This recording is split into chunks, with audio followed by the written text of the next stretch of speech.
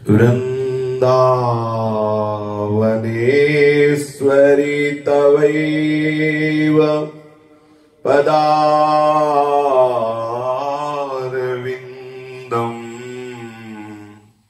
प्रेमामृतैकमकरन्द रसौघपूर्णम्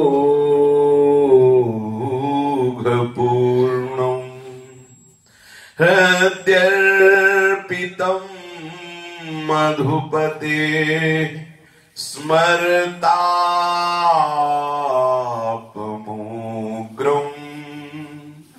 निर्वापयत् परमशीतलमाश्रयामि निर्वापयत् परम शीतलमाश्रयामि। श्रीमद् श्री वृंदावन धाम की जय। श्री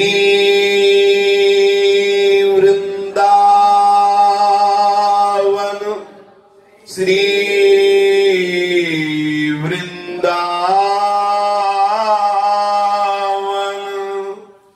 श्री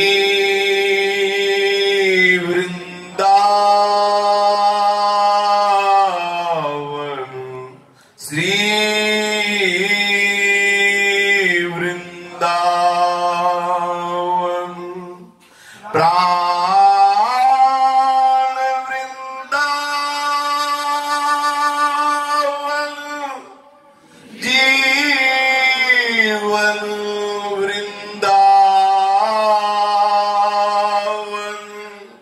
सर्वस्व वृंदावन श्री वृंदावन श्री राधा वल्लभ लाल की जय। भक्तन के शुभ गुण चरित जो सुनी है चितलाए ताके भक्ति बढ़े घनी अरु हरि हो ही सहाय। अजहू सोच विचारी के गही भक्तन पद ओट हरि कृपालु सब पाछली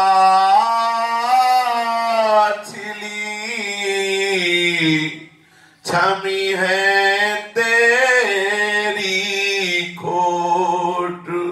हरि कृपाल सब पाछली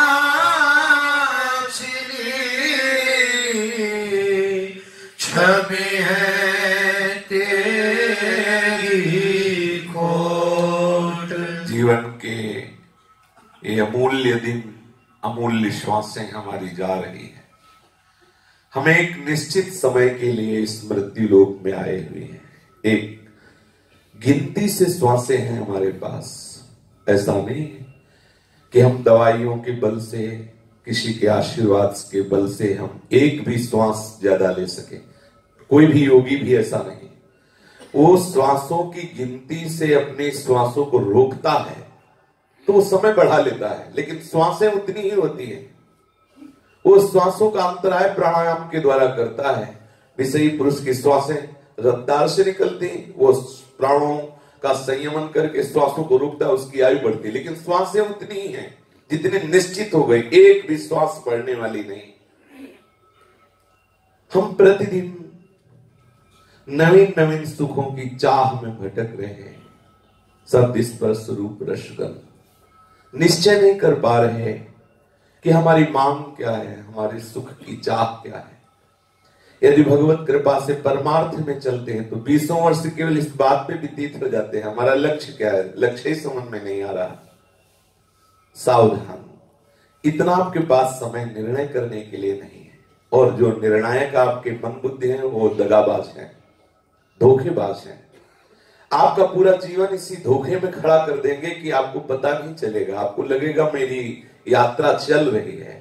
लेकिन जब तक अहम से हमारा संबंध है, जब तक अहम में, अंतःकरण धर्म में हम हैं, तब तक हमारी परमार्थ की यात्रा चलती नहीं। जैसे नाव खूंटे से बंधी हो और जो प्रमाद युक्त खेने वाला है वो समझ रहा है मेरी नाव चल रही, बड़ा मेहनत भी कर रहा है, लेकिन नाव टस से मस नहीं हो रही क्योंकि खूंटे से बंधी है।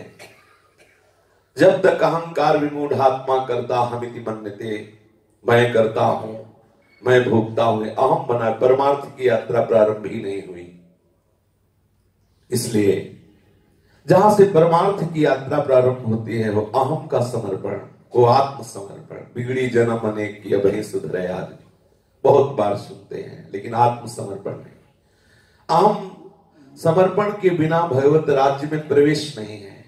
ज्ञान मार्ग में भी अहम सदगुरुदेव के चरणों में समर्पित करने से विशुद्ध अहम ब्रह्मास्मि का बोध होने लगता है। भक्ति मार्ग में अहम सदगुरुदेव शास्त्र की आज्ञा से संयमित करने पर वो अहम, मैं भगवान का दास हूं, या मैं सखा हूं, या मैं गोपी हूं, या मैं सहचरी हूं, ऐसी कृपा से अनुभूति होने लगती है, ऐसे स्वरूप भाव आने लगते हैं। कोई भी साधना हो, अहम शून्य साधना ही अध्यात्म राज्य में प्रवेश पाती है।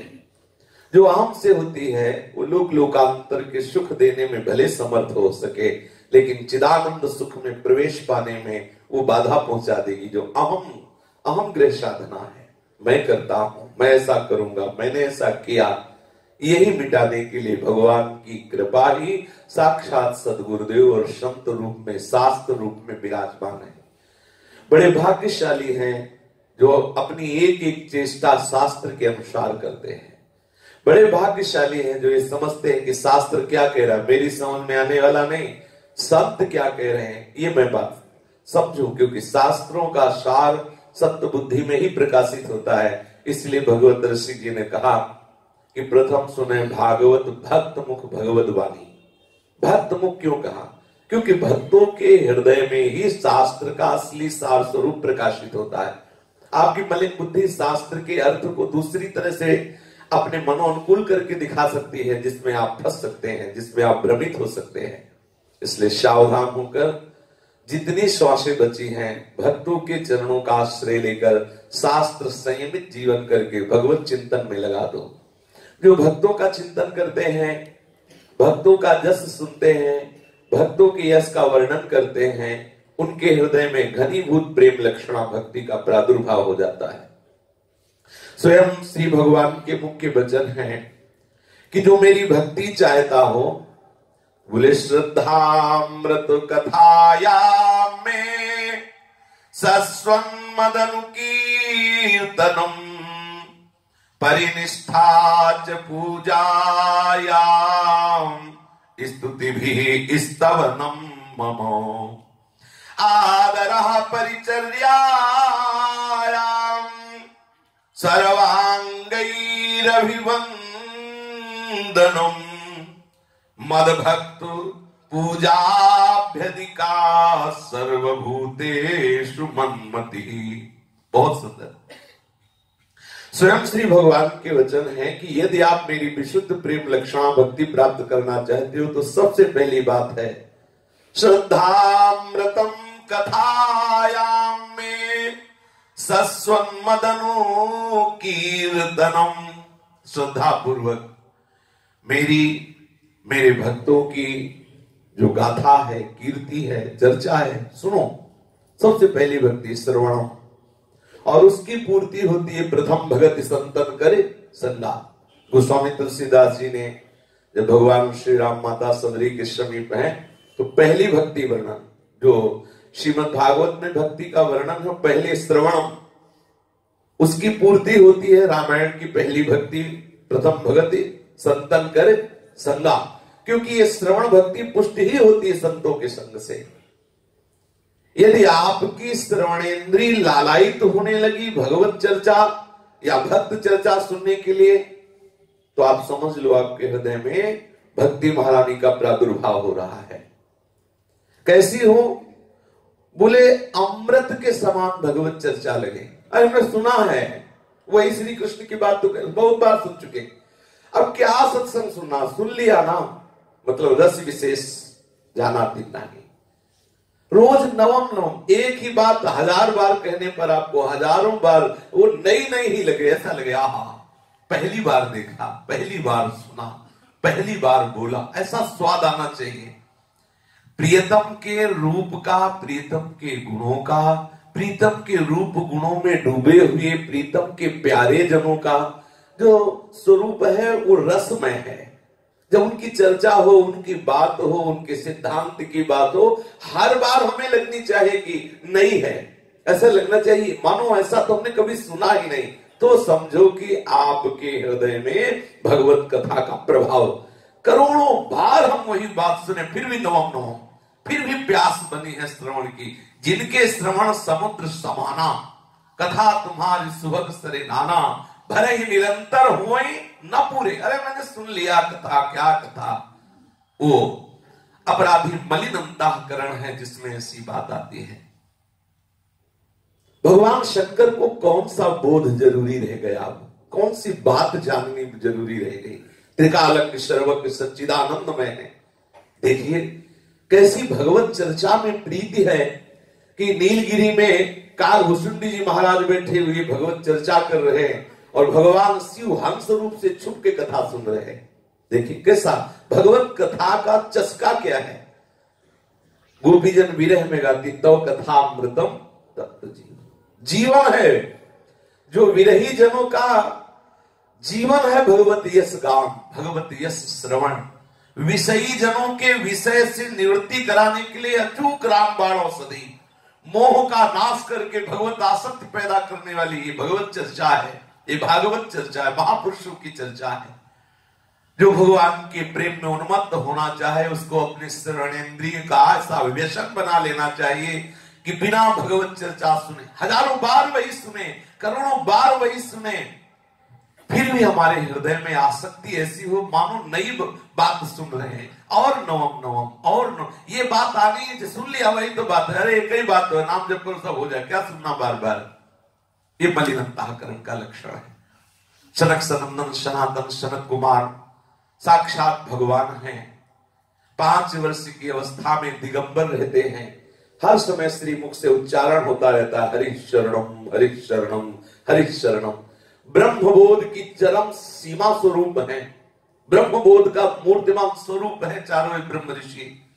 निरंतर हरि शरणम, और व्यसन है, एक नशा है। जैसे अफीम खाने वाले को, भांग खाने वाले को अगर भांग न मिले तो व्याकुल, ऐसे सनक सनंदन सनातन सनत कुमार जी को नशा है, यदि भगवत चर्चा न मिले तो व्याकुल। तो क्या करते हैं, 3 श्रोता बन गए, 1 वक्ता बन गए, शुरू रहती भगवत चर्चा, शुरू रहती। यदि प्रभु में अनुराग चाहते हो तो प्रभु का यश श्रवण करने का नशा बना लो। श्रवणेंद्री तुम्हारी इतनी भूखी रहे भगवत यश, महाभागवत यश सुनने के लिए कि सुनते सुनते भी कभी तृप्ति न हो। जैसे नदियां बराबर अनवरत समुद्र में जा रही, लेकिन समुद्र में उफान नहीं आता कि बस नदी आना बंद हो जाए, बहुत हो गया जल, ऐसा नहीं। ऐसे ही विविध प्रकार की भगवान की भावमयी कथाएं हमारे श्रवणेंद्री में जाए, विविध प्रकार के भावों से डूबे हुए भक्तों का जस हमारी श्रवणेंद्री में जाए, पर हमारी श्रवणेंद्री भूखी ही रहे और सुनने को मिले और सुनने को मिले। महाराज पृथु ने तो भगवान से वरदान मांगा कि एक कान से सुनते सुनते हमारी तृप्ति नहीं हो रही, 10,000 श्रवणेंद्री दे दो, 10,000 कान। महाराज पृथु आप विचार करो कितनी आसक्ति है भगवत चर्चा सुन। जहां कहीं भी श्री हरि का यश होता है, बड़े बड़े अव्यक्त महापुरुष गुप्त रूप से बैठते हैं। हनुमान जी को व्यसन है, इस बात का नशा है।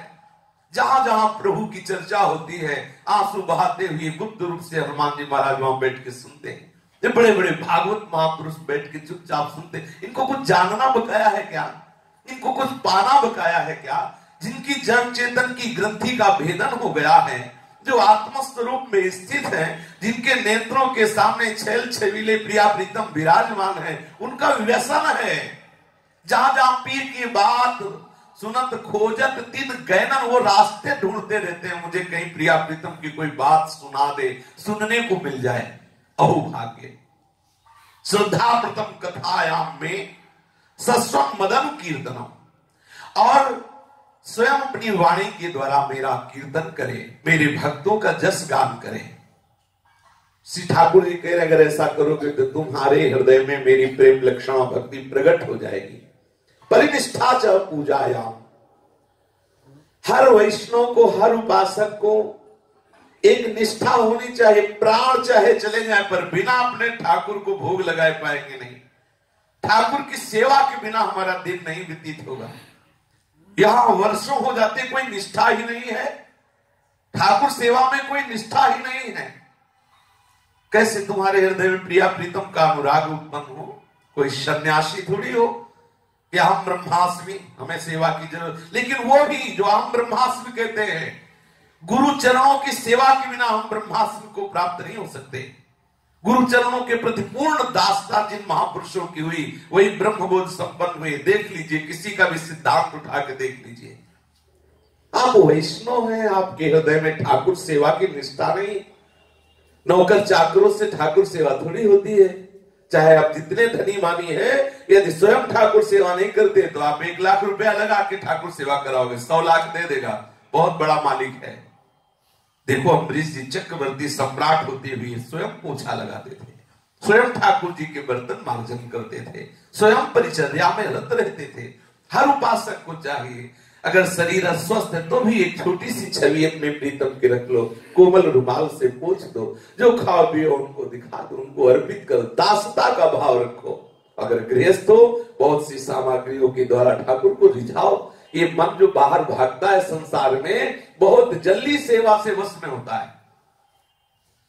अपने ठाकुर को सेव्य रूप से विराजमान करके यदि सेवा पद्धति से सेवा करो तो आप कुछ दिनों में देखेंगे ठाकुर की छवि छवि नहीं रहती, साक्षात दिखाई देने लगते हैं। अपने नेत्रों में बात आ जाती है कि दिखाई देने लगते हैं, मेरे ठाकुर मुस्कुरा रहे हैं, आसक्ति हो जाती है ठाकुर से। पर निष्ठा से पूजा, या निष्ठा होनी चाहिए सेवा की। कई अपने उपासकों को देखा है, किसी ने कोई फल दिया दोने में, जैसे अमनिया करके ठेलिया में मिलते हैं, वो रख लिए डिब्बा में, बोले नहीं कमंडल में रख लेना, जब तक अपने ठाकुर को श्री जी को अर्पित नहीं करेंगे तो अच्छा लगा। यहाँ पशुता नहीं छोड़ रही, मनुष्यता नहीं की तो बात, साधुता तो बहुत दूर की बात, मिला और पशुता, पशु की तरह। अरे जिनके चरणों का आश्रय लिए हो, हरि गुरु की जय जयकार करो, मानसिक अर्पित करो, 1 सेकंड 1 मिनट थोड़ा रुको, प्रभु को अर्पित करो, फिर पाओ। केवल उदर पोषण, केवल रसेंद्री की पुष्टता और वैष्णव, धिक्कार है ऐसे जीवन को जो भगवत मार्ग में चलने पर केवल इंद्रियों के विलास में फंसे हुए। ये मन किस लिए शास्त्र सदगुरु संत के शासन से अलग कराना चाहता है? तुम्हारा नाश करने के लिए। समझ लो, समझ लो, शासन में हो तो भयभीत है, वो मरने के लिए घेरा गया है, और वो तुम्हारा मन मरना नहीं चाहता, इसलिए कहता है नहीं मानता मैं तुम्हें, क्योंकि तुम्हारे ही शासन से वो मरेगा तो तुमको नष्ट कर देगा। वो मन स्वतंत्र होते ही तुम्हारा नाश कर देगा।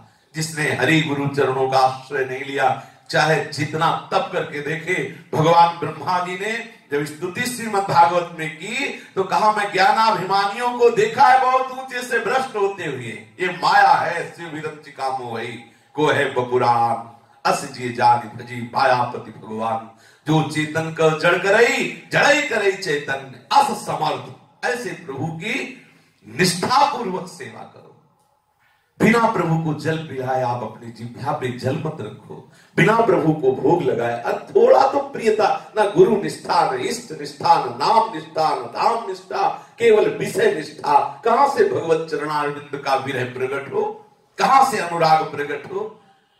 बहुत सावधान। यदि प्रेम रस में डूबना चाहते हो तो परिनिष्ठा पूजायाम स्तुति भी स्तवनम मम, विविध प्रकार के स्तवनों के द्वारा जब श्रृंगार ठाकुर जी का कर ले तो स्तवन करना चाहिए, स्तुति करनी चाहिए। आचार्यों ने जो रसमय पद गाए हैं श्रृंगार के, जो ठाकुर जी की महामहिमामयी माधुरी का गान किया है, वो गान करना चाहिए, स्तुति करना चाहिए, दास भाव से, एक सेवक भाव से प्रभु को रिझाना चाहिए। आदरा परिचर्यायाम सर्वांगैर अभिवंदनम, साष्टांग दंडवत प्रभु की करे, विविध प्रकार के उपचारों से प्रभु की पूजा करे। खास बात, मदभक्त पूजाभ्यधिका सर्वभूतेषु मन्मति, समस्त भूतों में तो भगवत भाव करे, लेकिन भक्तों में भगवत भाव से भी बढ़कर भाव करे। सातों सब मुह में जग देखा और मोते अधिक संत कर लेखा। मद भक्त पूजाभ्यधिका, अगहू सोच विचार के गई भक्तन पदोट। ये अहंकार तुम्हारे अनंत जन्मों से बंधन का हेतु बना हुआ है। भाई समझो, जिस अंतःकरण की धरा में रहकर तुम अहम कर रहे हो, वही अहम तुम्हें भगवत विमुख किए हुए है। इसी को धूल धूसरित करना है। वृंदावन ही दिवसे तज के सब अभिमान, तृणते नीचो आपको जाने सोई जान। और यहाँ दो चार श्लोक आ गए तो आप अपने को विद्वान समझते हैं।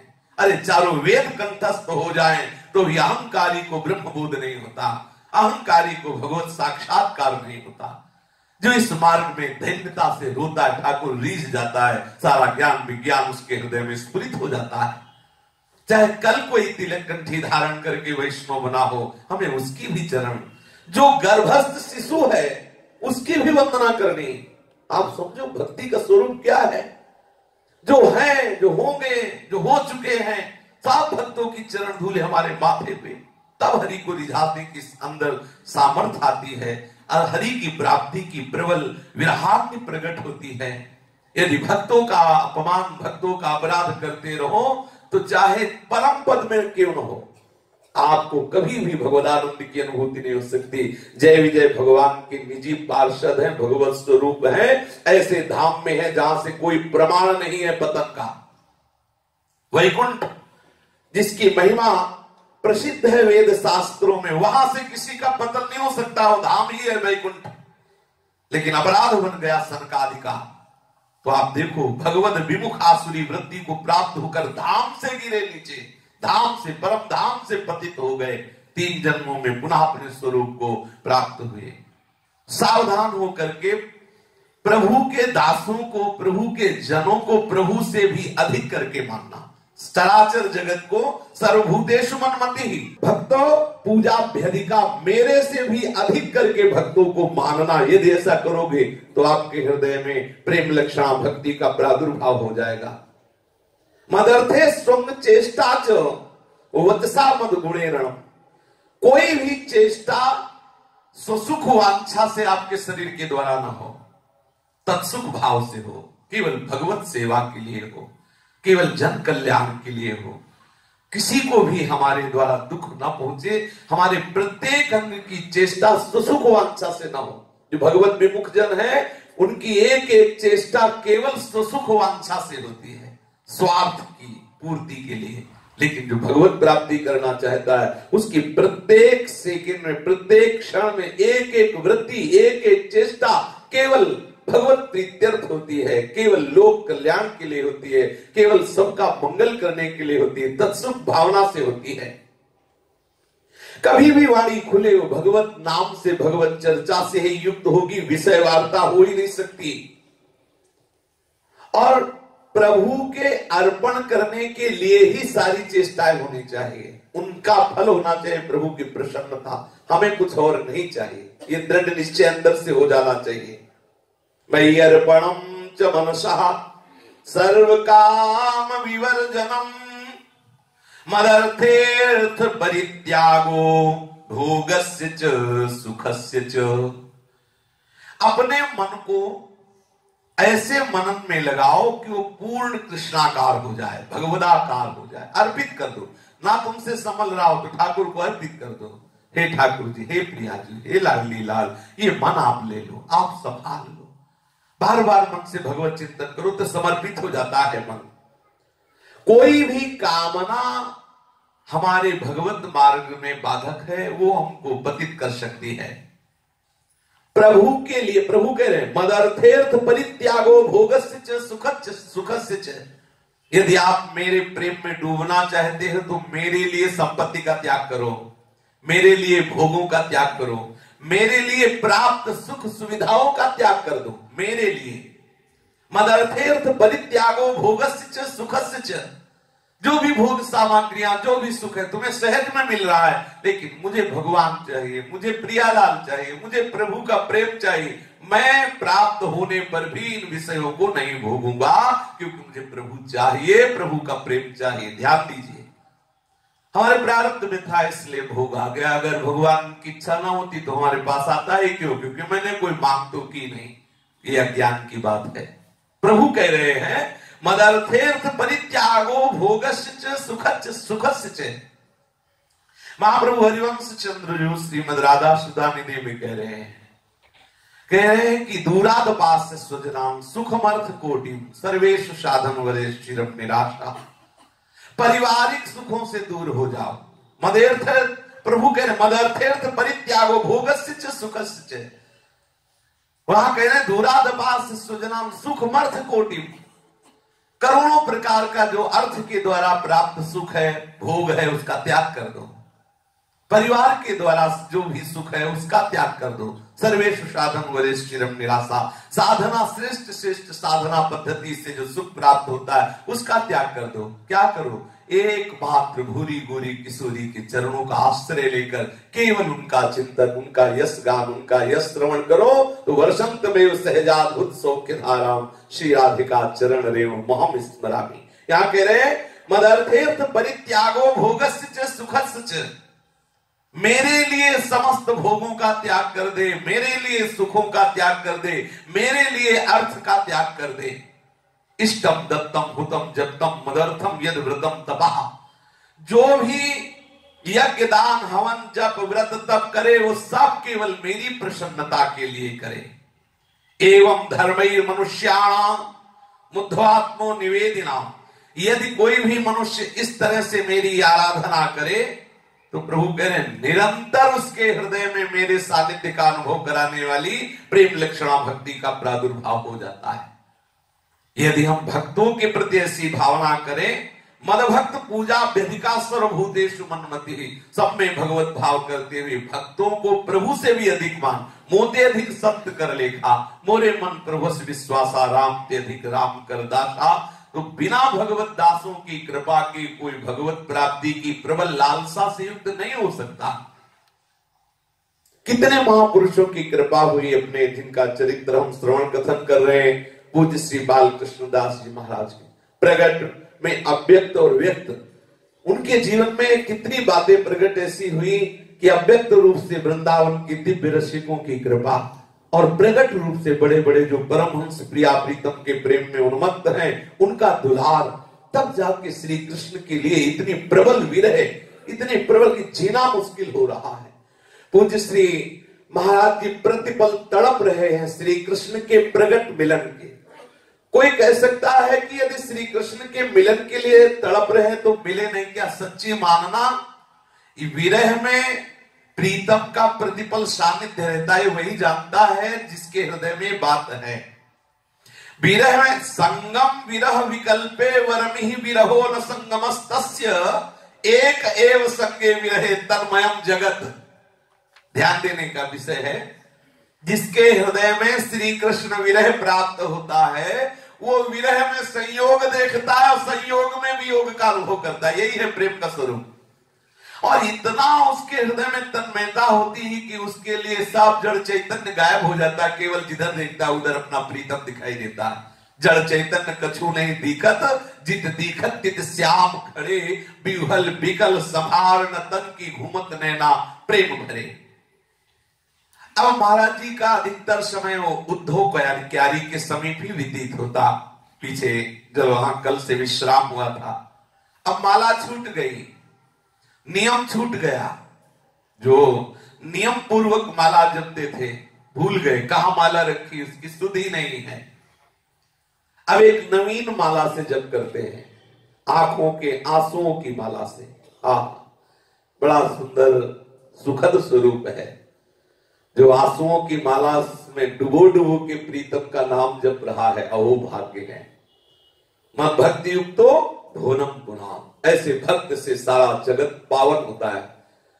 उनको प्रचार करने की जरूरत नहीं है, उनके रोम रोम से वायु स्पर्श करके जाती जगत का मंगल अपने आप होता है। चाहे जितनी गुफा में छुपे रहे, उनके शरीर से वो परमाणु निकलते हैं जो समस्त जगत को महामोद प्रदान करने वाले। चाहे जितना भी पापी पुरुष क्यों न हो, उनके शरीर की वायु स्पर्श करके जाती उसे निष्पाप कर देती है। आहा, धीरे धीरे प्रभु का नाम स्मरण कर रहे हैं, बराबर अश्रु प्रवाहित हो रहे हैं। जो अपने अश्रुओं से प्रीतम का नाम डुबो डुबो के स्मरण कर रहा है, ये भूमि धन्य हो जाती है। एक एक अश्रु रूपी मोती अपने नीलमणि प्रीतम श्री कृष्ण के चरणों में समर्पित कर रहे हैं। उद्धव जी के बैठक के चबूतरे पर पूरी रात्रि व्यतीत हो जाती, बैठे बैठे प्रभु का नाम स्मरण करते, उन्हीं के ध्यान में डूबे हुए। ये वही जगह है जहां उद्धव जी की ज्ञान गठरी ब्रजांगनाओं के अश्रु सलिल में बह गई, गोपियों के आंसुओं में उद्धव की ज्ञान गठरी बह गई। उनके अश्रुओं की निर्मल गंगा में उद्धव ज्ञानी की जगह प्रेमी बन गए। उसी चबूतरे पर महाराज जी बैठे हुए अपने आंसुओं की बूंदों से उस चबूतरे को अभिषिक्त कर रहे हैं। बड़े बड़े सुंदर सुंदर कदम्ब के वृक्ष हैं। कभी कभी भावावेश में उठते कदम्ब वृक्षों का आलिंगन करते और कदम्ब वृक्ष से लिपट के रोते रहते। कभी घोर अंधेरी रात कदम्ब वृक्ष और करुण क्रंदन महाराज जी का हा कृष्ण हा कृष्ण। पूरा एकांत क्षेत्र है, बड़े बड़े कदम्ब के वृक्ष हैं, अंधेरी रात है। आप जरा देखे कैसी भाव दशा है। बार बार पुकार हा कृष्ण हा करुणा में छटपटा रहे हैं, कैसे प्रभु मिले, कैसे प्रभु मिले। परंतु ना जाने श्री कृष्ण किस क्षण की प्रतीक्षा कर रहे हैं। विरह व्यथा में कदम्ब वृक्षों के समीप महाराज जी बैठे बार बार प्रभु को पुकारते हुए आंसू बहा रहे हैं। हृदय की व्यथा बढ़ती जा रही है। जैसे ब्रज गोपिकाओं की विरह दशा, ऐसे ही महाराज जी की विरह दशा। अश्रु बहा रहे हैं, प्रीतम से अंदर ही अंदर प्रार्थना कर रहे, मिल जाओ प्रभु। विरह की ऐसी अद्भुत दशा है कि मानसिक भावना में अपने प्रीतम से बात करते, मिल जाओ, दया कर दो, करुणा कर दो, मैं आपके लिए तड़प रहा हूं। बार बार बोल उठते, बार बार अश्रुओं से उस चबूतरे को अभिषिक्त करते, बार बार कदम्ब के वृक्षों का आलिंगन करते। ऐसी भाव दशा। महाराज जी एक रात्रि में बैठे हुए कदम्ब वृक्षों की तरफ देख रहे हैं तो एकदम दिखाई दिया कि चांदनी जैसा प्रकाश फैल रहा उद्धव क्यारी में। एकदम नीरव शांत है, एकदम शांत वातावरण है। और महाराज जी के मुख से निकल हा कृष्ण हा कृष्ण। चबूतरे पर बैठे हुए हैं, कैसे एक घुटना जमीन पर टिकाए हुए, दूसरे घुटने पर बाम बाहु टिकाए हुए, बाम करतल पर वाम कपोल रखे हुए, आंसू बहाते। ध्यान ही नहीं है कि मैं बैठा हूं, मैं आंसू बहा रहा हूं। केवल श्री कृष्ण श्री कृष्ण अपने प्राण श्रेष्ठ प्रभु को पुकार रहे हैं। बहुमूल्य आंसू की मोतियों की लड़ी प्रतिपल श्री कृष्ण को समर्पित कर रहे हैं। इसी समय एकदम दृष्टि गई तो देखा कदम्ब वृक्षों के मध्य में एक गोप बालक मंद मंद मुस्कुराता हुआ इधर से उधर ऐसे चल रहा है। विरही की आंखों ने देखा, पर विरह अगाध है और ये प्रगट में श्री कृष्ण रूप में नहीं है। विचार शक्ति काम नहीं कर रही। इनको तो चाहिए कि अनंत बिजलियों की कांति वाला पीतांबर धारण किए हुए, मस्तक पर मोर मुकुट धारण किए हुए, करोड़ करोड़ कामों को मूर्छित कर देने वाला लावण्य नीलमणि से उज्जवल प्रकाश प्रकाशित हो रहा है। ऐसे श्री कृष्ण के संयोग के लिए, आलिंगन के लिए ऐसा हृदय में विकलता, ऐसा विरह। अब वो किसी भी तरह संतोष धारण नहीं किया जा सकता। हो सकते हैं ये भगवान हो, ये विचार ही नहीं। नेत्रों की मांग, हृदय की मांग तो प्रगट में ऐसी है कि अनंत अनंत सौंदर्य माधुर्य जिनके श्रीअंग से प्रकट हो रहा वो मुझे दिखाई दे। अब नेत्रों में ठौर ही नहीं है कि कोई और रूप देखे और उसमें भावना करे कि ये प्रभु ही है।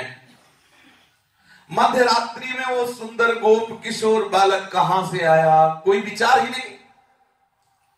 वो गोप बालक स्वच्छंद उन्हीं कदम वृक्षों के नीचे घूम रहा है, बार बार इनकी तरफ, महाराज जी की तरफ देख रहा है। महाराज जी को ऐसे सहज में दृष्टि जाती है, तिरछी चितवन से नेत्र मिलते हैं, पर हृदय में जिस रूप की चाह है इसलिए कोई भाव प्रकट नहीं हो रहा। आपकी संपूर्ण रात्रि विरह के अथाह सागर में गोता लगाते हुए बीत गई। वो गोप बालक कब चला गया आपको पता नहीं चला। प्रातः काल गोचारण के लिए आने जाने वाले ब्रजवासियों का कोलाहल सुनकर आपको कुछ बाह्य ज्ञान हुआ और आप उठकर लड़खड़ाते हुए गुफा की ओर चले गए। जैसे तैसे वो दिन बीता, फिर आप संध्या होती उद्धव क्यारी की तरफ धीरे धीरे आए, फिर वही रोना प्रारंभ, ना कुछ खाना ना पीना, बस हा श्री कृष्ण। कितनी रात्रि व्यतीत हुई है कोई बोध ही नहीं है। कैसी मंगलमयी अद्भुत दशा है, अहो भाग्य है। मध्य रात्रि का समय आया, फिर देखा वही गोप किशोर बालक वैसे ही कदम वृक्षों के नीचे मंद मंद गति से टहल रहा है और तिरछी चितवन से पूज्य महाराज जी की तरफ देखकर मंद मंद मुस्कुरा रहा है।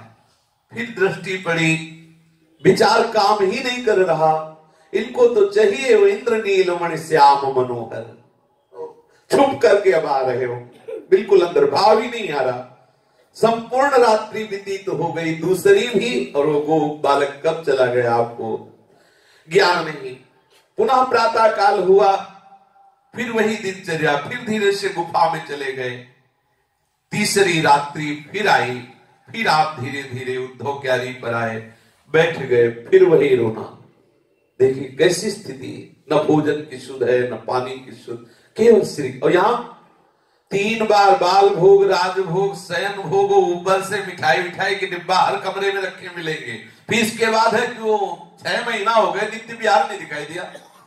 देखो सोच जरा, महापुरुषों के चरित्र सुन के देखो।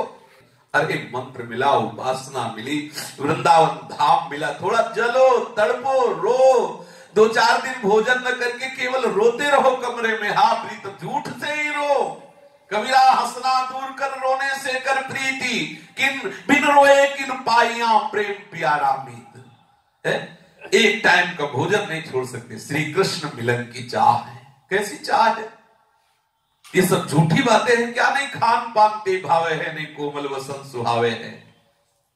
ऐसे पूज्य बाबा सिउड़िया बाबा जी महाराज जब ब्रह्मबोध की तन्मयता में आए, एक कवल 24 घंटे में केवल एक कवल, ऐसे दाल और रोटी का एक कवल बना के दिया जाता, बाबा मुंह में रख लेते। हर समय सिद्धासन पद्मासन में ब्रह्माकार वृत्ति। देखो कैसे भगवत आकार, देखो ये चरित्र सुनो कैसे भगवत प्राप्ति होती है। यहाँ हमारी दशा क्या, थोड़ा विचार करके देखो। हम शास्त्र, गुरुजन, महिमा, नाम महिमा, इस पर विश्वास नहीं करते। क्यों? आप देखो इन महापुरुषों की जीवनचर्या को, 3 दिन 3 रात्रि, कुछ होश ही नहीं, केवल आंसुओं की लड़ी बह रही है निरंतर। बस एक ही चाह है, मिल जाओ हे कृष्ण, हे करुणा में मिल जाओ। केवल बार बार अगर जैसे श्वास निकलती है ऐसे बार बार आह निकलती है, कब मिलोगे प्रीतम, मिल जाओ प्रीतम। तीसरी रात है, कोई विचार का अवकाश नहीं है। देखा कि फिर वही गोप बालक मंद मंद मुस्कुराता हुआ तिरछी चितवन से आपकी तरफ, बिल्कुल भाव नहीं बन रहा आपका। ये छुपा छुपी का खेल नहीं, अंदर से एकदम विलक्षण विरह, बिल्कुल ऐसा लग रहा है प्राण निकल जाएंगे। सहसा देखा कि वही गोप बालक जो टहल रहा है, एकदम नील आभा प्रकट हुई। प्रत्यक्ष देखा, कोई स्वप्न नहीं, कोई भावना नहीं, प्रत्यक्ष देखा वही गोप बालक एकदम नील आभा, पूर्ण वातावरण नीलिमा से एकदम भर गया। अब महाराज जी को एकदम प्रीता वाली दृष्टि, देखा कि करोड़ करोड़ कामों को मूर्छित कर देने वाला, कोटि मनमथ त्रिभुवन सुंदर नौ किशोर आकृति, वही बालक जो 3 दिन से टहल रहा था, वही अद्भुत लावण्य, वो श्याम सुंदर का रूप, चारों ओर एक दिव्य नीलिमा का प्रकाश, बड़े रत्नारे अनियारे विशाल नयन जिनसे करुणा बरस रही है। महाराज जी ने जे भी देखा कि जिसके लिए मैं तड़प रहा था वो तो सामने खड़ा हुआ है। अखंड अदर्श अगाध विरह का परिपक्व फल सामने विराजमान है। उछल पड़े एकदम, कई दिनों से भोजन नहीं हुआ, एकदम उछल पड़े, एकदम आनंद की ऐसी दशा, बिजली की तरह संचार हो गया हृदय में, जैसे बिजली से कोई यंत्र दौड़ पड़ा, एकदम दौड़ पड़े श्री कृष्ण की तरफ और जाके श्री कृष्ण के दोनों चरणों को ऐसे बाहुपास से बांध। ये कोई भावना नहीं है, ये कोई स्वप्न नहीं है, साक्षात मांग थी साक्षात की, साक्षात श्री कृष्ण के चरणों को अपने बाहुपास में बांध लिया, चरणों में पड़े हैं, लिपटे हैं। जैसे केवट कह रहा है कि बहुत काल में कीन मंजूरी, आज दिन सब दिन फल, अब कछुनाथ न चाही, अति आनंदो मगे अनुराग। ये वो चरण है जो हर समय महादेव जी के ध्यान में रहते हैं। बड़े बड़े योगी मुनि ध्यानस्थ होकर जिनका चिंतन करते हैं, महाराज जी इनका आलिंगन किए हुए हैं, बार बार चरणों को चूम रहे हैं। कैसा सुख है, अपना प्रीतम मिल जाए। अनंत जन्मों से बिछड़ा हुआ है तो वही जान सकता है जिसको मिला है। बार बार श्री चरणों को चूम रहे, ऐसे पकड़े हुए हैं। अश्रु ऐसे वैसे स्वाभाविक बह रहे थे तो और आनंद अश्रुओं से मिलकर बह रहे हैं। प्रभु श्री कृष्ण के चरण गीले हो रहे हैं महाराज जी के अश्रुओं से, मानो अश्रुओं से नयनवारी धारा से अपने प्राण प्रीतम के चरण पखार रहे हो। श्री कृष्ण झुके, झुककर अपनी दोनों विशाल अदान बाहुओं से महाराज जी को उठाया और जबरदस्ती उठा करके उनको, जबरदस्ती इसलिए कि चरणों को छोड़ ही नहीं रहे, तो प्रभु ने विशाल भुजाओं से श्री कृष्ण को, श्री कृष्ण चंद्र जो ने उठाया और महाराज जी को अपने ऐसे हृदय से लगा, बांध लिया कस के गाढ़ आलिंगन।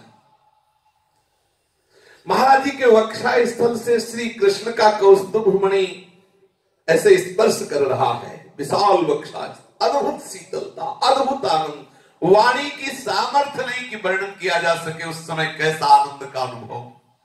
अब अंतरंग की स्थिति तो वही जानता है, मूकाश्वादनवत नारद जी ने लिखा, वही जानता है जिसके हृदय में बीतता है। मीरा जी कहते जाने मोरी छाती, मेरी छाती जानती, वाणी की सामर्थ्य नहीं कि वर्णन कर सके। श्री ध्रुवदास जी ने कहा जिन नेत्रों ने देखा उनमें वाणी नहीं, जो वाणी बोल रहे उसने देखा नहीं, कैसे ठीक पूरी बात वर्णन हो।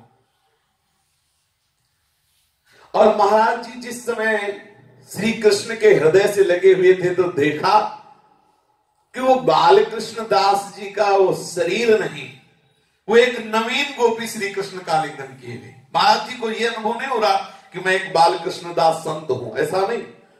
उस समय जब श्री कृष्ण के बाहुपास में तुमको अनुभव हो रहा है कि मैं नौ गोपी, नौ किशोरी गोपी अपने प्राण प्रीतम श्री कृष्ण के हृदय से लग रही।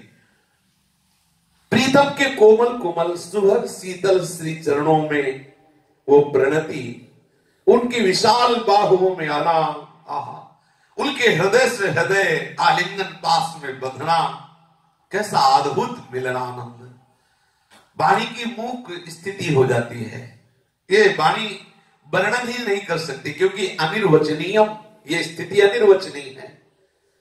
ये स्थिति अनुभव स्वरूपम है, सूक्ष्मतम, सूक्ष्म से भी सूक्ष्म स्थिति, वाणी की सामर्थ्य नहीं किसका वर्णन कर सके। श्याम सुंदर का अद्भुत श्रृंगार महाराज जी देख रहे हैं। पीतांबर से फूट फूट कर नीलिमा प्रकाशित हो रही है। कैसा विशाल वक्षा स्थल इंद्र नीलमणि की तरह चमक रहा है। लंबी लंबी भुजाएं, अदान बाहु, विशाल भुजाएं, सुंदर वनमाला वक्षा स्थल पर, अंग कांति से पूरा वन प्रकाशित हो रहा है और वनमाला ऐसी सुगंध के फूलों से युक्त है, संपूर्ण वातावरण सुगंधित हो रहा है। कैसी घुंघराली, कैसी चिकनी, कैसी श्याम रंग की श्री लालजू की अलकावली है जो लालजू के नीले कपोलों पर वो झूम रही है। कुछ अलकावली कंधों पर लहरा रही है और मुकुट के स्थान पर सुंदर पुष्प की वंदनी धारण किए हुए हैं। कर कमल में त्रिभुवन मोहिनी वंशी है। दोनों मणिबंध सुंदर पुष्प गजरों से सुशोभित हैं। दोनों भुजाओं पर पुष्पों से अलंकार जो बनाए गए हैं वो धारण किए हुए हैं। श्री चरणों में बड़े अद्भुत तेजों में बड़े मधुर अमृत नाद करने वाले नूपुर बज रहे हैं। ये गोपी देख रही है, बड़े ही अद्भुत रसमय अधर है। थोड़ा सा कंपन हुआ अधरों में प्रीतम के, मंद मुस्कान हुई और महाअमृतमयी वाणी से बोले, मैं फिर मिलूंगा, फिर आऊंगा। ऐसा बोले और चल पड़े। महाराज जी इतने आनंद में खोए हुए थे कि जो ही कहा मैं जा रहा हूं, फिर आऊंगा, फिर वही दशा कि अरे अभी तो मिले थे, वह धड़ाम से मूर्छित होकर गिर पड़े। कितने समय तक पड़े रहे इस भाव दशा में, किसी को क्या पता। उसी मूर्छावस्था में श्री कृष्ण कह रहे हैं कि मैं प्रियाजू के साथ अद्भुत अद्भुत क्रीड़ा कर रहा था, तुम्हारा इतना विरह बढ़ा कि मुझे दौड़ के आना पड़ा। अब मैं फिर उसी लीला में जा रहा हूं, मैं आऊंगा, फिर तुमसे मिलूंगा, तुम्हें अपने साथ रखूंगा, पर मैं अभी लीला से आया हूं। फिर कुछ समय बाद बाह्य चेतना हुई, एक दिव्य खुमारी, एक दिव्य आनंद। अब आपको होश ही नहीं कि मैं बाल कृष्ण दास हूं। वही गोपी भाव, वही गोपी स्वरूप, अपने को नौ किशोरी गोपी के रूप में बिल्कुल स्मृति नहीं बाह्य शरीर की। वही प्रीतम का रूप, वही प्रीतम का मिलन। ऐसा नहीं कि प्रीतम को एक बार देख लिया तो अब वो प्रीतम का रूप जा सकता नहीं। सो तो भयो सावन को आधरो, सूझत रंग हरे ही हरे, जाकी मनमोहन दृष्टि पर। एक बार प्रभु जिसकी दृष्टि में आ गए, फिर वो दृष्टि की सामर्थ्य नहीं कि और कुछ देख सके। आप नित्य भाव से गोपी स्वरूप से स्थित रहते और उसी स्वरूप गोपी स्वरूप से श्री वृंदावन के सुंदर सुंदर पुष्प चयन करते, सुंदर सुंदर माला बनाते। माला को एक गोपी आती उसको देते, वो गोपी जाके श्री कृष्ण के श्रृंगार सेवा में लगाती। बस इसी भाव में मगन रहने लगे। शरीर पड़ा हुआ है, शुद्ध नहीं है, गोपी भाव से सुंदर सुंदर वृंदावन की लताओं से पुष्प कलियां चयन करते, सुंदर माला और कलियों के आभूषण बनाते। इतने में श्री कृष्ण की भेजी हुई कोई गोपी आती, उसको यह सब भाव देश में हो रहा है, उसको देते, वो जाके श्री कृष्ण का श्रृंगार। कई दिनों तक महाराज भाव दशा में से, बाहर शरीर पड़ा हुआ है कि खड़ा हुआ, कोई शुद्ध नहीं, अंदर से भाव देश से ऐसा युक्त। कुछ काल पश्चात भाव परिवर्तन आया। आपकी भाव दशा में ऐसा आया कि श्री कृष्ण मुझसे मांग कर गए। क्या कारण खोजने पर भी पता नहीं चल रहा। अब महाराज जी नंदगांव से गोवर्धन चले आए। फिर थोड़े दिनों में एक भाव परिवर्तन हुआ। अनुभूति हुई कि श्री कृष्ण मांग छोड़कर मेरे से रीझ गए और मुझे समस्त गोपी परिकर से अत्यंत अधिक प्यार कर रहे, ऐसा महाराज जी को अनुभव हुआ। अब महाराज जी नित्य भाव देह से सुवर्ण थाल में सुंदर रेशमी किनारीदार काछनी, सुंदर ककई, छोटा सा दर्पण सुंदर सजाकर प्रीतम के पास ले जाते, अपने हाथों से काछनी धारण कराते, सुंदर ककई से घुंघराली अलकावली संवारते, सुंदर श्याम सुंदर का श्रृंगार करके उन्हें दर्पण दिखाते। ये कई दिनों तक ऐसी परिचर्या भाव में निमग्न होकर के, शरीर की शुद्ध नहीं, अंदर ही अंदर ऐसे गोपी भाव से करते रहते। गोपी स्वरूप मधिगम्य चिदात्मकं तम माल्यान विधाय तुलसी दल मल्लिका भी आधाय भूषण दुकूल सुकच्छ पट्टान कृष्ण प्रिया प्रिय मुपैति लता निकुंजे निर्माय दिव्य कुसुमैर मणिबंध मौली केयूर बंध कटिपाद विभूषणानि तांबूल दर्पण सकंकतिकांग रागा नाधाय रसिका परिचारिका स। गोपी भाव में डूबे हुए हर समय एकांत लता कुंज में प्रीतम के श्रृंगार में डूबे रहते हैं। उद्धव क्यारी में जिस दिन से श्री कृष्ण का प्रकट में साक्षात्कार हुआ, 6 मास तक आप भाव दशा में डूबे रहे, सुध ही नहीं आई बाल कृष्ण के स्वरूप का कि मैं बाल कृष्ण दास हूं, मैं एक संत हूं, एक विरही, कोई बाय की सुध नहीं, देश सुध नहीं। उसी गोपी भाव 6 महीना व्यतीत हो गए महाराज जी को, और ऐसी ऐसी भाव तरंगे उठती, बाह्य का कोई ज्ञान नहीं। अब नित्य अपने गोपी स्वरूप में स्थित होकर अद्भुत अद्भुत लीला रस का स्वाद लेते। जगत की जड़ता से सर्वथा संबंध छूट चुका था। प्राकृत शरीर का अस्तित्व एकमात्र भगवत प्रेरणा पर, भगवत आज्ञा पर टिका हुआ था। अब आप अहरनिश अपने गोपी स्वरूप से लीला साम्राज्य में तन्मय रहते, बड़ा अद्भुत सुख। जयति जयतु कुंजे कांत श्रृंगार लग्ना, जयतु जयतु मुग्धा कृष्ण लीला निमग्ना, जयति जयतु कांता कौमुदी रश्मि धारा, जयतु जयतु गोपी प्रेम पीयूष धारा। महाराज जी अब अपनी गोपी स्वरूप में स्थित होकर कहां चरण जा रहे हैं, बाहर कोई सुध नहीं है। प्रभु ऐसे महाभक्तों के शरीर का स्वयं संचालन करते हैं, कहां ले जाना है, क्या बुलवाना है, कैसे करना है। अब आप कुछ काल तक गोवर्धन में निवास किया, उसी बीच ब्रजमंडल में आप विचरण करते रहे और आपकी रहनी पूर्ववत ही रही। एक छोटा सा कटिवस्त्र, एक चादर और उस पर एक काली कंबल। ये काली कंबल आप 12 वर्ष तक हर मौसम में बराबर उड़ते रहते, 12 वर्ष तक एक ही कंबल। हमने संतों के दर्शन किए कुछ ऐसे विचरण में कि जेठ के महीने में वही कंबल और सर्दी के समय भी वही कंबल। उनसे पूछा, केवल एक लंगोटी एक कंबल ऐसे बस 12 महीने की, आपको गर्मी नहीं लगती? नहीं, बोले हमारा अभ्यास हो गया है। ऐसे सतत 12 वर्ष तक महाराज जी हर मौसम में वही एक काला कंबल ओढ़े हुए, एक कौपीन और एक उसके ऊपर छोटा सा कपड़ा। किसी के सामने अपने शरीर को खुला नहीं करते थे। भ्रमण काल में आपके पास पात्र तक नहीं होता था कोई। एक बार आप मथुरा आए हुए थे, एक दिन रात के 12 बजे आपको गोवर्धन जाने की धुन सवार हुई। बस जैसे बैठे थे वैसे उठकर चल दिए। मौसम गर्मियों का था, पैदल ही गोवर्धन पहुंचे और जाते ही 14 मील की पूरी परिक्रमा पूर्ण की और परिक्रमा करके वैसे ही पैदल मथुरा लौटे। मथुरा पहुंचने वाले ही थे कि रास्ते में 2 संत मिल गए। उन संतों ने कहा कि महाराज आओ चलो गिरिराज जी की परिक्रमा करें।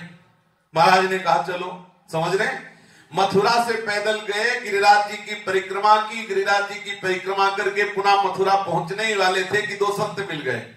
पूछा नहीं उन संतों ने कि आप कहां से आ रहे हो, बोले चलो महाराज गिरिराज जी की। महाराज फिर गए, फिर गिरिराज जी की परिक्रमा की, फिर पैदल मथुरा वापस आए। कोई थकान नहीं, किसी भी तरह की कोई श्रम नहीं।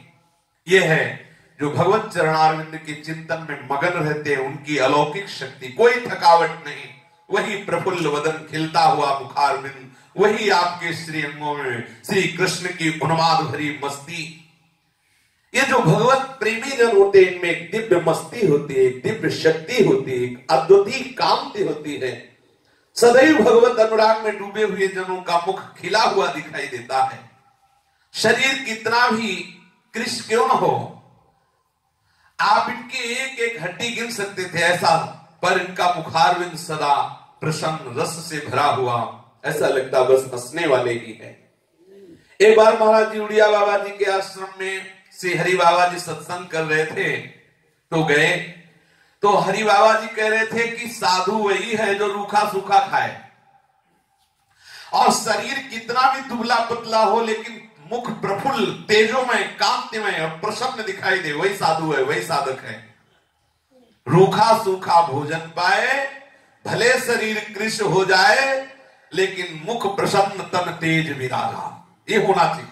प्रफुल्ल वदन, तेजोमय, परम आकर्षण होता है संतों के मुखारविंद पर, क्योंकि उनके चिंतन में प्रभु रहते हैं, इसलिए हर समय प्रसन्न रहते हैं। ब्रह्मभूता प्रसन्न आत्मा, प्रसन्नता से एक आकर्षण पैदा होता है, भागवती का आकर्षण। हरि बाबा ने कहा सत्संग में कि वही संत है जो रूखा सूखा खाए, शरीर भले कृश हो लेकिन मुख कमलवत हो, प्रफुल्ल हो, तेजोमय हो, आनंदमय हो। महाराज जी के विरक्ति काल में, पूरा जीवन ऐसा ही रहा, विरक्ति काल में कभी भी महाराज जी ने घी नहीं पाया, घी के बने पदार्थ नहीं पाए, कभी दूध छुआ भी नहीं, पीने की बात जाने दो, ध्यान से सुन लो। कभी घी के बने पदार्थ नहीं पाए, कभी दूध छुआ ही नहीं, पीने की तो बात जाने दो। व्रज भ्रमण करते हुए पूज्य महाराज जी बीच बीच में वृंदावन आते, श्री बिहारी जी का दर्शन करते, कहीं रास होती तो रास बिहारी के दर्शन करते, और कभी कहीं किसी क्षेत्र में अन्न बंटता होता तो वहां लाइन में खड़े हो जाते, अन्न ले लेते, पेट भर लेते। कितने मान रहित महापुरुष, भगवत साक्षात्कार किए हुए महापुरुष, और पंक्ति में खड़े होके देखा। सिद्ध महापुरुषों में देखी गई है बातें, अत्यंत दैन्यता, अत्यंत मानहीनता देखी गई। पूज्य श्री उड़िया बाबा जी महाराज गिरिराज में कोई धनी मानी बड़ा भंडारा कर रहा था, और उधर महाराज उड़िया बाबा जी जा रहे थे। किसी ने कहा कि संतों का भंडारा हो रहा है। महाराज जी ने कहा ठीक है। तो वहां क्रम था, जो बड़े बड़े सन्यासी थे उनको सुंदर सुंदर आश्रमों में बैठा के पवाया जाता, जो थोड़ा उनसे कम मतलब जो पदाधिकारी नहीं थे उनको ऐसे पंक्ति में बैठा के, और जो ऐसे ही थे उनको लाइन में मोटी मोटी 4 रोटी दे दी जाती थी। बाबा लाइन में खड़े हो गए, उड़िया बाबा, 4 मोटी रोटी मिली उनको, अधकच्ची सी, वो लिए, और उनको जिनको बैठा के अच्छा भोजन, और जो उत्तम श्रेणी के मंडलेश्वर आदि बड़े, उनका एक अलग कोटि का स्वागत। बाबा जब गए तो एकांत में बैठे, 2 रोटी पाई, 2 मिट्टी में गाड़ दी, पद्मासन लगा के बैठ के। जब ये सूचना पहुंची तो वो धनी मानी जो ये भंडारा कर रहे थे भागते हुए आए, ढेर सारी झबिया में और टोकरी में रख के अंगूर और ये मीठा, और महाराज महाराज आप कृपा करें पधारे। बोले गए थे, ले आए, क्या लाए? बोले खोदो यहाँ। 2 रोटी दिखाई मोटी मोटी, और कहा ऐसा कहीं तुम्हें भेद करना चाहिए, किसी को तो तुम ठीक है आसनों पे बैठा लो, ठीक है अच्छा है मान करो, लेकिन भोजन तो एक समान देना चाहिए। बोले महाराज ये जो भिक्षुक लोग, तुम्हें क्या पता कि भिक्षुक लोगों की लाइन में कौन खड़ा होता है? हम भी तो मांग के लाए, 4 रोटी, 2 पाई 2 खड़े, जा ये सेव संतरा अंगूर अपने ले जा। ऐसा बड़े बड़े महापुरुष लोग कितने मान रहे थे, कितने दैन्य। ऐसे पूज्य महाराज जी जहां पंक्ति में रोटी बनती वहीं खड़े होके ले लेते, कभी ऐसा भाव नहीं किया कि हे श्री कृष्ण आप हमारे हैं, हम आपके, हमें सुविधा दीजिए। श्री हरिवंश महाप्रभु के मंदिर में सो जाते, लाइन में खड़े होकर रोटी मांग लेते, या तो कभी केसी घाट में सो जाते, कभी दावानल कुंड में विश्राम कर लेते। गर्मियों के दिन में प्रायः यमुना पुलिस पर ही आप पड़े रहते, बड़ी प्रच्छन्न मस्ती, बड़ा स्वच्छंद आनंद, किसी से कोई परिचय नहीं, किसी से कोई मित्रता नहीं, किसी से कोई शत्रुता नहीं, एक भगवद मस्ती, एक परम विरक्ति, तेजोमय मुखारविंद पर भगवद आकर्षण, और आपकी बाहुओं में झूलती हुई आपकी केशों की अलकावली, कोई तेल नहीं, कोई साबुन नहीं, फिर भी बड़ा आकर्षण। कई लोग तो महाराज जी को देखते ही लड्डू हो जाते, महाराज जी के पीछे चलते, पर आप जन संपर्क से बचने का पूरा प्रयास करते। संध्या के समय पूज्य महाराज जी श्री बिहारी जी महाराज के दर्शन करने के लिए जाते, और बिहारी जी के दर्शन करके बाहर चबूतरे पे बैठते, बस दंडवत प्रणाम शुरू हो जाता। कोई मिठाई, कोई भेंट, कोई प्रणाम, कोई कुछ। कोई कहता महाराज आप चलो, आप हमारे घर पर आज प्रसाद पाओ। आप चुपचाप रहते, जो चढ़ता मीठा और ये सब वही सबको बांट देते, और बस एकांत में चले जाते, किसी से कोई संबंध नहीं, कोई परिचय नहीं। ऐसे सन 1943 आषाढ़ मास प्रातः काल श्री रंग जी के मंदिर के पश्चिम द्वार के पास एक सामान की एक छोटी सी पेटी लिए हुए एक ब्राह्मण दंपति बैठे हुए थे, और महाराज जी वही अपना काला कंबल डाले मस्त चाल से उसी द्वार से निकले बड़े तेजी से। उन दंपति का ध्यान गया इन अद्भुत महापुरुष पर। वो दोनों हाथ उठा के बोले महाराज महाराज प्रणाम, और देखो मेरा भी प्रणाम उस नंद के लाला से कर देना। महाराज बड़ी उन्मत्तता से जा रहे। वो दोनों दंपति बोले महाराज प्रणाम प्रणाम। महाराज जी उधर देखे, बोले मेरा भी प्रणाम उस नंद के कुंवर से कह देना। नंद के ये बात पढ़ते ही महाराज जी के कदम रुक गए, क्योंकि बड़े आर्त भाव से कह रहे थे। छोटी सी पोटली रखी हुई थी, परिचय दे रहे थे कि वृंदावन आए हुए हैं। ठिठक गए, चरण रुक गए। महाराज जी ने राधे श्याम राधे श्याम राधे श्याम ऐसा करते हुए पीछे लौटे। ये है देखो संतों को लौटाने का सूत्र। उनके प्राण प्रीतम के संबंध से युक्त बात कह दी कि महाराज प्रणाम प्रणाम, महाराज नंद के कुंवर से मेरा भी प्रणाम। ये बात सुनते ही कि ये कोई प्रीतम से प्यार करने वाला है, कदम रुक गए, वापस लौटे। ब्राह्मण से कहा कि आप कैसे यहां कैसे बैठे हुए हो, कौन हो, यहां कैसे आए हो। उस ब्राह्मण दंपति ने परिचय दिया कि इंदौर के हम हैं, श्री अहिल्याबाई होलकर की कुंज में हम ठहरे हुए हैं, और महाराज जी हमें बस आपके दर्शन से लगा कि आप करुणा करेंगे तो मुझे श्री कृष्ण से प्यार हो जाएगा। महाराज जी ने कहा ठीक है, आप उसी अहिल्याबाई होलकर की कुंज में रुको और मुझसे मिलते रहना, क्योंकि मिलते रहने से आपको समझ में आ जाएगा कि भाव कैसा बढ़ रहा है। और जो आपने कहा मेरा भी प्रणाम उस नंद के कुंवर से कहना, इस पंक्ति ने मेरे हृदय में आपके लिए एक विशेष स्थान बना लिया। इन ब्राह्मण दंपति का जो नाम था, वो ब्राह्मण जो थे उनका नाम था मोतीराम। ये मध्य प्रदेश के निमाड़ जिला अंतर्गत मोद ग्राम के निवासी थे। नारमदी ब्राह्मण थे, पेशे से पटवारी थे, पर अपने पेशे में सदैव असफल रहे। कारण कि बचपन से ही संतों का संग था, तो नाम जपने में प्रीता थी, इसलिए बड़े भोले वाले। हर समय नाम जप में प्रीता होने के कारण इनकी नौकरी से कई बार इनको हटाया गया। नाम जप की प्रीता होने के कारण नौकरी की परवाह नहीं करते, बैठे नाम जप करते। कहीं कीर्तन सत्संग होता तो भाग के जाते। इस स्वभाव के कारण कई बार नौकरी से निकाल दिए गए। परिवारजन, विशेषकर इनके बड़े भाई और भी जो परिवार के लोग, सब इनसे अप्रसन्न रहने लगे, क्योंकि नौकरी हट गई। अब बैठे नाम जप करना, भगवत चर्चा करना। एक बार इनको एक महत्वपूर्ण शासकीय कागज मिला कि आप इस पे हस्ताक्षर करें, इस पे आप निवेदन करें, जिससे आपको पुनः नौकरी मिल जाएगी। तो उसमें कृष्ण कृष्ण कृष्ण कृष्ण कृष्ण पूरा लिख दिया, बस कोई भी कुछ नहीं, निवेदन नहीं, कोई गलती नहीं, कुछ नहीं, बस कृष्ण कृष्ण कृष्ण, और हस्ताक्षर करके भेज दिया। अब वो सरकारी कागज तहसीलदार के पास पहुंचा तो उसे और बड़ा आश्चर्य हुआ। बुला करके इनको खूब डांटा कि ये तुम्हें लिखना चाहिए, कितने प्रयास के बाद तो तुम्हारी पुनः नौकरी का संयोग हुआ, फिर तुम वही। आपको कोई फर्क नहीं पड़ा। जो ऐसे लोग होते हैं ना, वो भगवान के निज जन होते हैं, उनको संसार का कोई भी बंधन बांध नहीं सकता। और एक ध्यान, ऐसे जो होते हैं जिनका आखिरी जन्म होता है, उनके शरीरों में असाध्य रोग आदि बड़ी बड़ी पीड़ाएं भी आ जाती है। कुछ समय बाद पश्चात इन नाम प्रेमी मोतीराम जी को राजक क्षमा रोग हो गया। राजक क्षमा है टीवी, राजक क्षमा रोग हो गया। ये शरीर से बहुत क्लेशित रहने लगे, लेकिन अंदर नाम जापक को जो सुख होता है वो वर्णन नहीं किया जाता। वृंदावन की महिमा इन्होंने सुन रखी थी, सोचा कि अब तो शरीर रोग से ग्रसित है, वृंदावन की रज में लौटेंगे, वहीं भगवत चर्चा सुनेंगे, वहीं भगवान नाम जप करेंगे।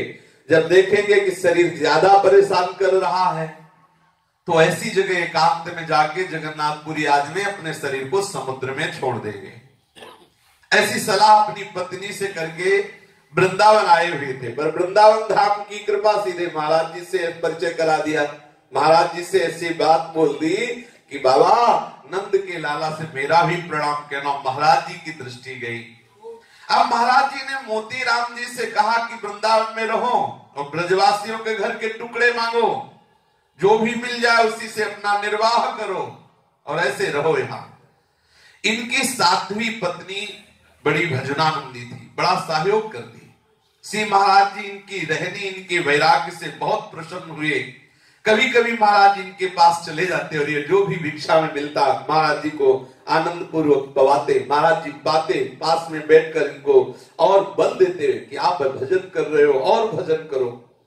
कभी कभी महाराज जी वृंदावन से मथुरा, गोवर्धन, नंदगांव चले जाते। वहां अधिक दिन जब रहते तो मोती राम जी महाराज जी को ढूंढते हुए वहां पहुंचते। इनके भाव के अनुकूल कहीं न कहीं महाराज जी मिल जाते। प्रेम व परिश्रम देख करके महाराज जी को फिर अपने साथ वृंदावन लौट आने की प्रार्थना करते तो महाराज जी आ जाते। किसी गृहस्थ के घर में यद्यपि महाराज जी नहीं जाते, नहीं रहते, पर इनके प्रेम के कारण महाराज जी जाते, कुछ समय तक रुकते। महाराज जी पूर्ण भाव से, जो जैसे भाव करता है भगवान और भगवान के जनों का वैसा ही अनुभव होता है। ये दंपति केवल यही भाव करते कि मुझे साक्षात प्रभु मिल गए। भाव ही तो है ना, वैसे तो सब जगह प्रभु है, आप भाव करें तो आपको अनुभव में आएगा। वो दंपति आजीवन महाराज जी की सेवा का भाव कि अब हमारे जीवन धन महाराज जी हैं, मेरे प्राण धन महाराज जी हैं, जब तक मेरी श्वास रहेगी मैं महाराज जी की सेवा में हूं। श्री मोती राम जी के श्रीधाम आने के 1 वर्ष बाद एक वैश्य दंपति जिनका नाम था लोकनाथ मायावती, ये रीवा से श्रीधाम वृंदावन के दर्शन के लिए आए। रीवा निवासी कृष्णानुरागी एवं धनी सेठ श्री रामेश्वर जी ने इन्हें वृंदावन के लिए प्रेरित किया था। ये श्री बिहारी जी महाराज के दर्शन करते और जहां कहीं रास होता वहां रास दर्शन के लिए जाते। तो ये जो लोकनाथ उनकी पत्नी मायावती, इन दंपति को महाराज जी का जिनसे परिचय हुआ था रंगनाथ जी के मंदिर के गेट पर, उन मोती राम जी से भेंट हो गई।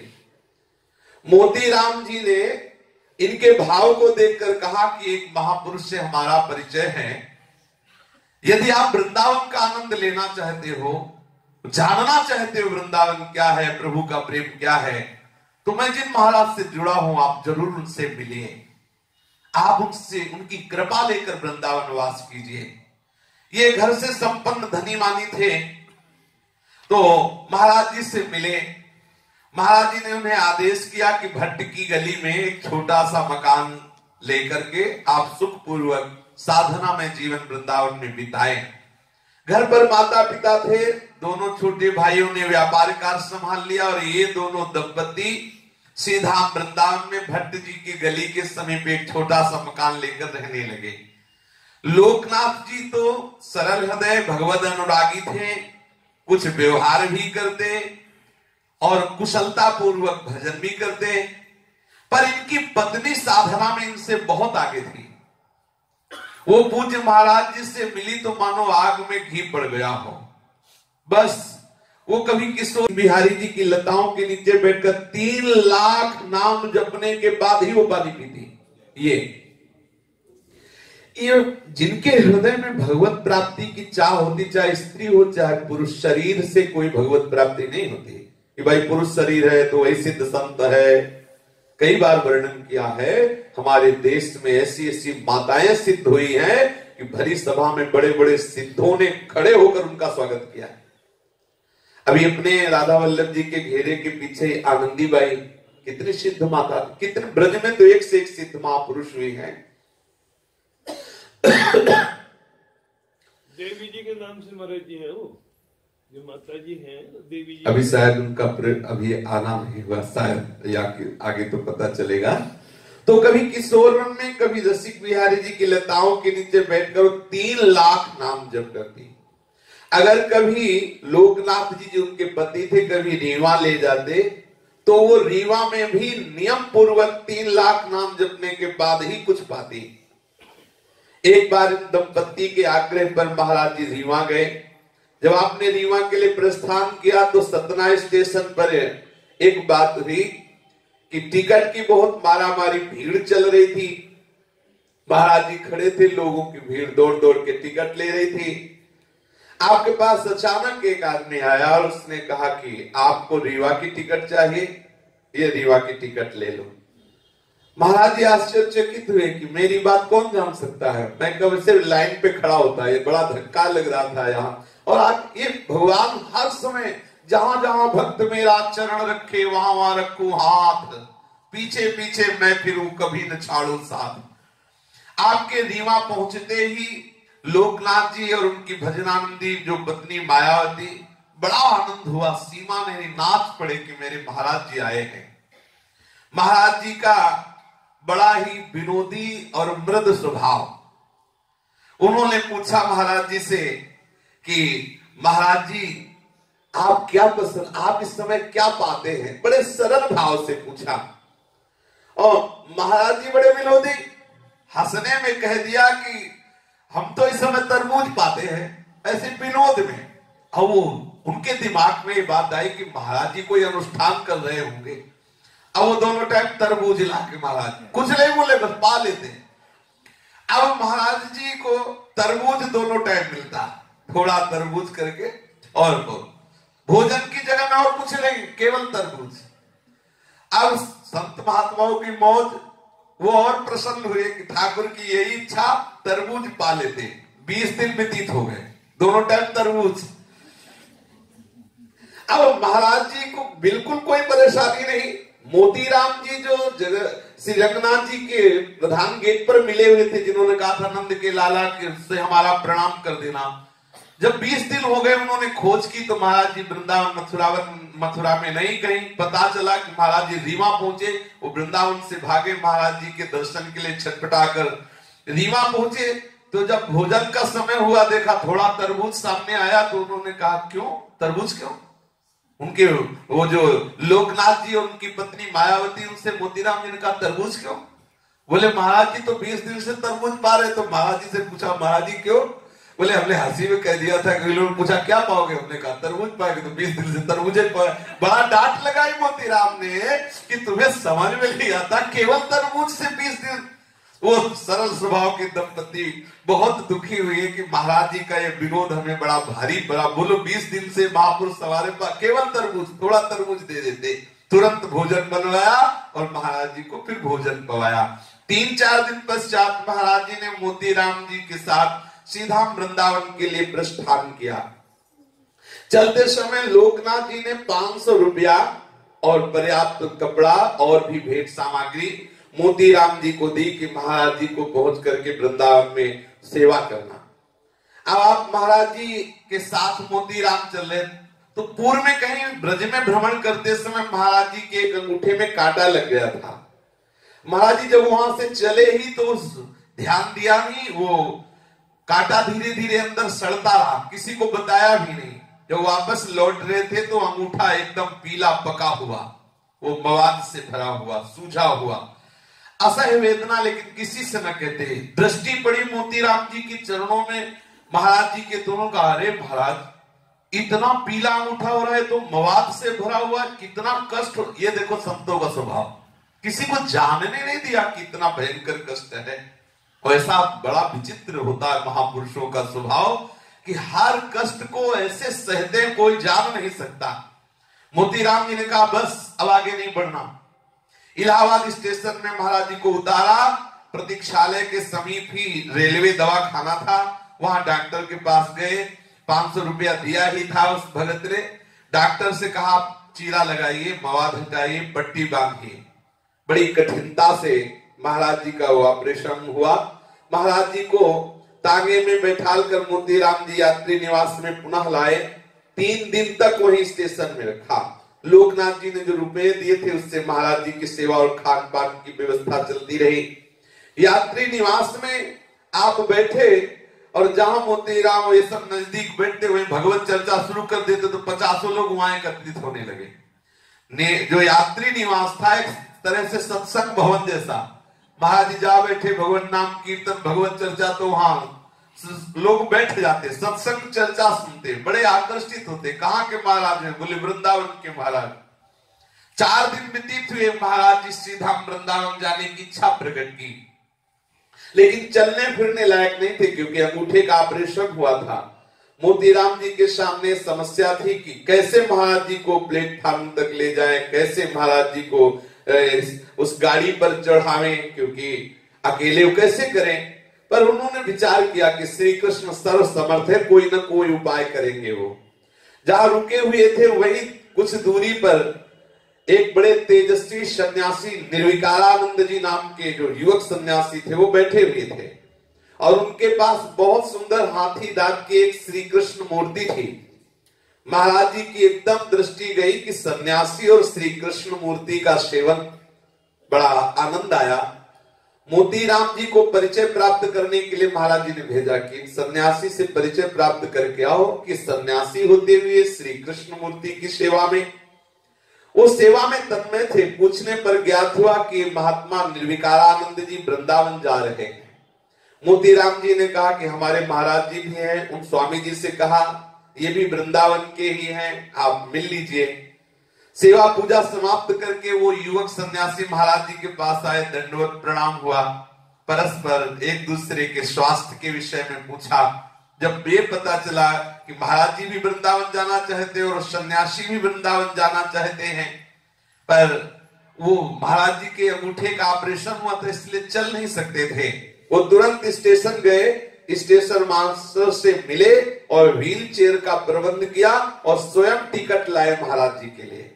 प्लेटफॉर्म पर व्हील चेयर में बैठाल के महाराज जी को ले गए। जे ही ट्रेन के समीप व्हील चेयर पर महाराज जी पहुंचे, गाड़ी ने सीटी दे दी। सब घबरा गए कि अब क्या होगा, अभी तो महाराज जी व्हील चेयर पर हैं, गाड़ी ने सीटी दे दी, टिकट भी है, अब कैसे महाराज जी को ऊपर पहुंचाना है, अभी गाड़ी के ऊपर। गाड़ी सीटी पे सीटी दे रहे, महाराज जी मुस्कुरा रहे हैं, सबसे कह रहे धैर्य रखो, हमें ऊपर पहुंचाओ। ऑफिसर बार बार, गार्ड बार बार देख रहे बात क्या है, गाड़ी चल क्यों नहीं रही है, बड़े सोच में पड़े। ड्राइवर सारे प्रयत्न कर लिया लेकिन गाड़ी नहीं चली। और जब तक महाराज जी ऊपर नहीं बैठे ट्रेन में जाकर के, तब तक गाड़ी का प्रयास होता है लेकिन गाड़ी नहीं चली। बड़े बड़े ऑफिसर लोग आ गए, उन्होंने जब महाराज जी को देखा तो समझ गए कि महात्मा का ही कोई चमत्कार है। ऐसा नीम करोड़ी बाबा के भी, ऐसा संतों के जीवन में होता है। अरे जिसकी गाड़ी के ड्राइवर प्रभु हैं, कौन सी गाड़ी ले रोक सकते हो? प्रभु तो सर्व समर्थ है, कर्तुम अन्यथा कर्तुम सर्व समर्थ। सबने मिलकर के महाराज जी को बहुत प्यार से ट्रेन पर चढ़ाया। सबने प्रणाम किया ऑफिसरों ने कि इन्हीं महाराज का ही चमत्कार है। उसी निर्विकारानंद जी जो श्री कृष्ण छवि में आसक्त थे, वो भी महाराज जी के पास ही बैठे। इन सन्यासी महात्मा से महाराज जी की बड़ी श्री कृष्ण प्रेममयी चर्चा हुई। वृंदावन में मोतीराम जी आपको अपने घर ही पर सीधे ले गए और वहां तन मन से खूब महाराज जी की सेवा की। अंगूठे में काफी गहरा चीरा लगा हुआ था। मोतीराम जी डॉक्टर होती चंद को, जो महाराज जी के उपचारार्थ घर पर लाए गए थे, ये डॉक्टर साहब वृंदावनों की महिमा सुनकर सब कुछ छोड़कर वृंदावन वास करने के लिए आए हुए थे।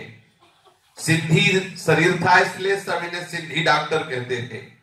वृंदावन वास करने के लिए जीविका चलानी है तो इसलिए 4 घंटे औषधालय में बैठते थे।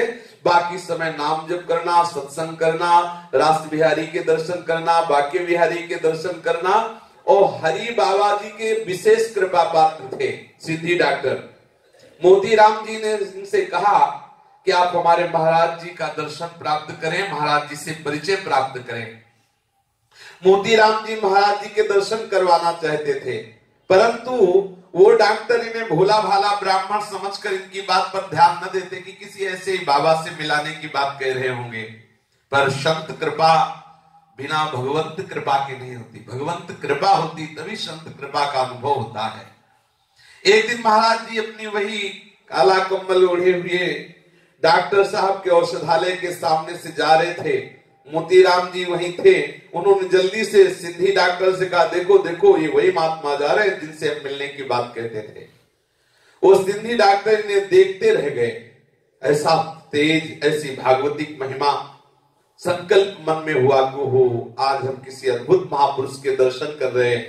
अब वो अंगूठे के उपचार के बहाने महाराज जी के समीप आए और महाराज जी के चरण छूने का सौभाग्य मिलता। पट्टी बांधते, महाराज जी के अंगूठे पर पट्टी बांधते। महाराज जी मंद मुस्कुरा कर देख लेते, फिर कोई भगवद वार्ता करते। आपके पथ्य दूध आदि की व्यवस्था फिर डॉक्टर, वे सिंधी डॉक्टर ने ही कर दी। महाराज जी का स्वास्थ्य धीरे धीरे ठीक होने लगा। सत्संग के प्रभाव से डॉक्टर साहब महाराज जी पर अटूट श्रद्धा की, अब तो नित्य प्रति आपके दर्शन के लिए आने लगे। शेष चर्चा की। श्री राधा वल्लभ लाल की जय जय श्यामा, जय जय श्याम, जय जय श्री वृंदावन धाम, जय जय श्यामा, जय जय श्याम, जय जय श्री वृंदावन। हाँ प्यारी श्यामा, प्यारो श्यामा,